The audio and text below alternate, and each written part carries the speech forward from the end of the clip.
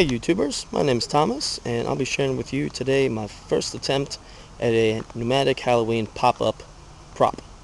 And yeah, well, I'll just kind of run through all its components with you. If you have any questions or comments, feel free to leave them, but please be kind because it is my first try. But I'm pretty much running the entire system off a 1-gallon air compressor. It's a 2-stage, 100 psi max, and I wasn't sure what kind of air compressor to really get at first, but before I purchased the wrong one, a friend of mine let me borrow this one, and it does the job just fine. I have my entire setup at to run at roughly 38 psi, which really has its optimal speed of extending the prop, spooking them, and then retracting without anything breaking or heads flying off. But going along here, I'll show you, starting with my cylinder. This is a 1 16th bore cylinder, and it has a 10-inch stroke shaft. And I'm going to show you that really quick. It has 2 inlets. They both act as an inlet outlet, vice versa. When one inlet is an intake, the other one is the output. And going from your cylinder, you have your valve solenoid. I bought the solenoid from Fright Props. Cost me, I think, $49, something like that. Probably could have shopped elsewhere and got a better rate, but oh well. You live and you learn. But this is a 5-way solenoid, and I believe it's a STC, and I like it so far. It's smaller than I really imagined it would be. It's kind of my hand there, but I really don't think that's a drawback. The reason why I do like it, they offer also a 4-way solenoid for the same price, but I really kind of like it because it has 2 exhaust ports, one for A and then one for B. These 2 are your inlets, inlet A, inlet B, charging the system, and this is your overall pressure intake. And the solenoid pretty much acts as a switch, going, when it's engaged, flips over, allows the air to come in here, allows this air to come out. These 2 are mufflers, which came with the package, and really kind of help also slow down the solenoid.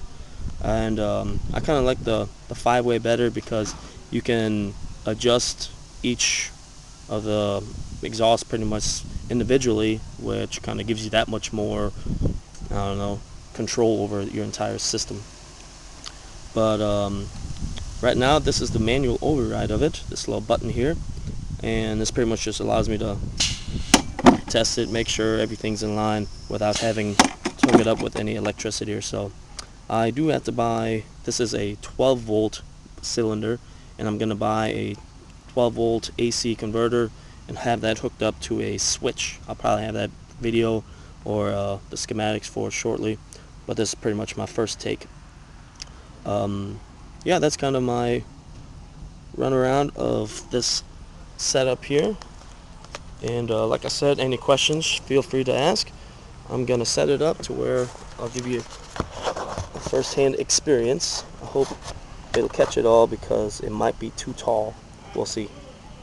Alright, one moment. Here we are. Pressure should be good. That may be too high.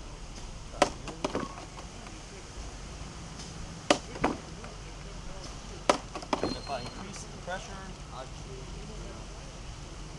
increase the speed. Hopefully it doesn't take the head off.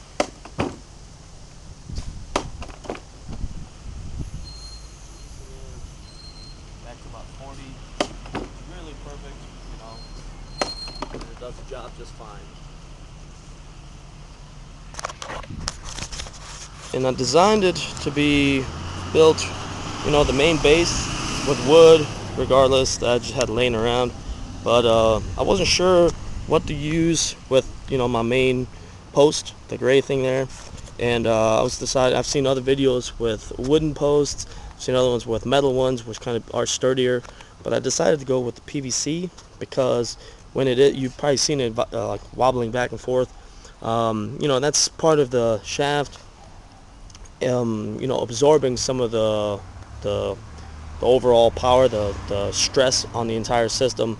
There's wooden ones where your entire system would just pretty much sit there and rattle, and for short term that's not bad, but overall it's pretty much just going to weaken your bolt joints, and I just like the PVC better, and I had it laying around as well. But yeah, any questions, feel free to ask.